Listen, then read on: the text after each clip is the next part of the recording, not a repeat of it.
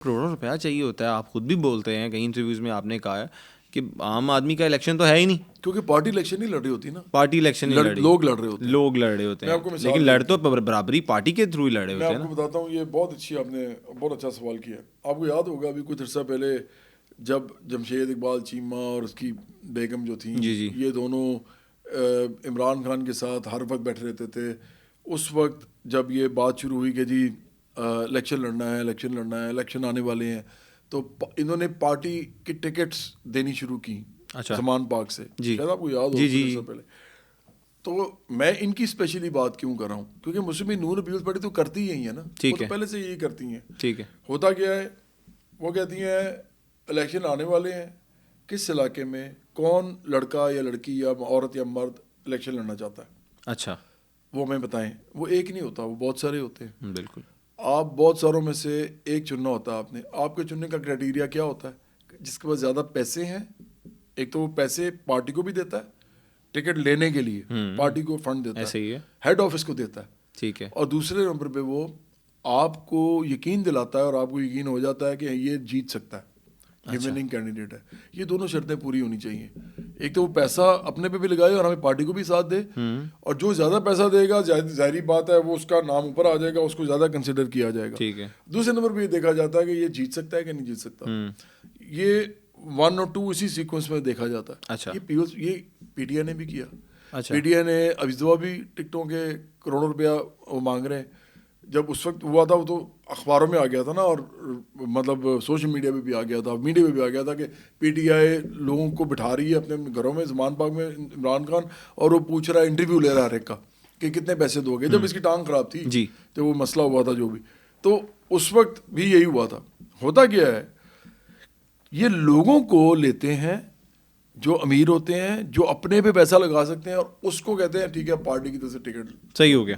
ہماری پارٹی الٹا کرتی ہے. اچھا ہماری پارٹی لاکھوں لوگوں سے چندہ لیتی ہے جو پارٹی کے ساتھ دل سے ہوتے ہیں. ٹھیک ہے جیسے ٹریڈ یونین ہوتی ہے، ٹھیک ہے جیسے لیبر پارٹی چلتی ہے، جی جیسے عام آدمی پارٹی جی چلتی ہے.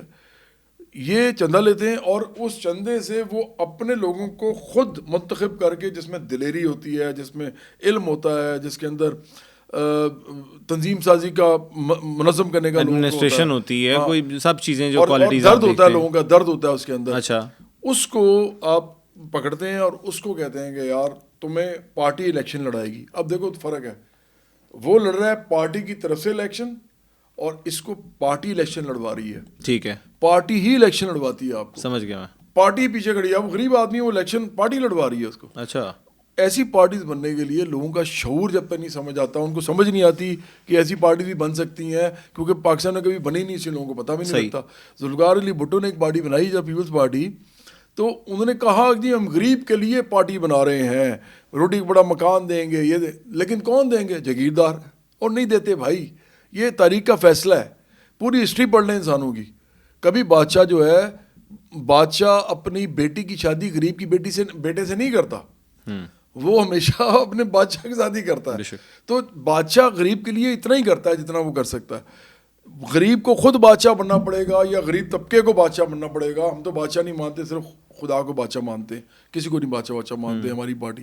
تو اگر عام لوگ خود بادشاہ بن جائیں گے تو وہ اپنے لیے خود ہی کریں گے، جیسے وہ بادشاہ اپنے لیے کر رہا ہے. ٹھیک ہے تو اسی لیے ہم سمجھتے ہیں کہ دیکھو، اگر ہماری جیسی پارٹی اگر آتی ہے اقتدار میں، تو وہ اچھا اگر آپ وزیر اعظم بن جاتے ہیں فار ایگزامپل، میں کہتا ہوں امپورٹنٹ کر لیں آپ، چلیں لیتا ہوں، ٹھیک ہے میں آپ کی سنتا ہوں. اس کے بعد ٹھیک ہے اگر ہماری پارٹی اقتدار میں آتی ہے تو وہ صرف ایک طریقے سے آئے گی، جب کہ کروڑوں لوگوں کو یہ شعور آ چکا ہوگا جو میں بول رہا ہوں، ادروائز نہیں آئے گی. تو کتنے پرسنٹ میں آپ کو ایسے مر لگتا ہے جاؤں کہ گا، بات کرتے کرتے ختم ہو جائے گا کام.